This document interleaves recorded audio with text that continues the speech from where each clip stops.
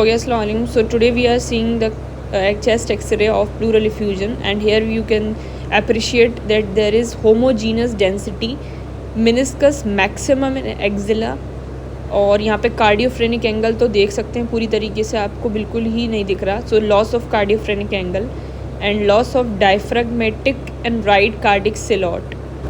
So here you can appreciate pleural effusion in the chest X-ray. Now this is an X-ray of emphysema and it is hyperinflated lungs and hyperlucency, and the diaphragm is low set flat diaphragm. अगर heart की बात करें तो it is vertical in shape, pre and infracardiac lungs and barrel shape, and avascular zone and cephalization of upper lung field is not evident, predominant basal involvement, so it is all about emphysema. Here you can appreciate it well.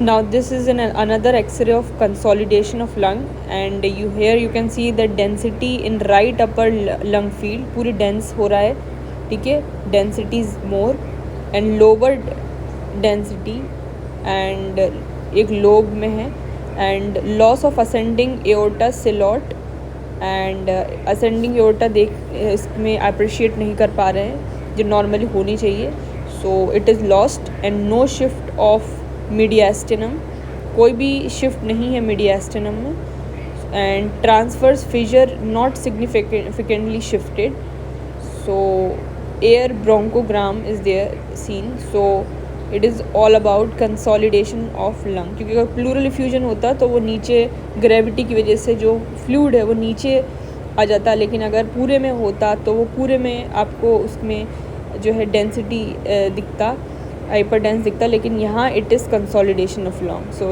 Here you can appreciate well. And this is an x ray of lung mass. Here you can see a mass which is very much round oval. क्योंकि ऐसे हम कैसे पता लगा रहे हैं, क्योंकि उसकी मार्जिन शार्प है. अगर मार्जिन शार्प में होते तो उसका शेप हमें ओवल या राउंड समझ में नहीं आता. सो इट इज़ राउंड और oval, sharp margin and homogenous.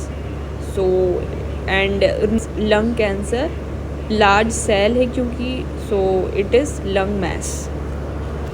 So in the next video हम देखेंगे टेंशन नीमोथोरिक्स और भी एक्सरे जो कि बहुत ज़्यादा कॉमन भी होते हैं और हमें पता होना चाहिए. So thanks for watching.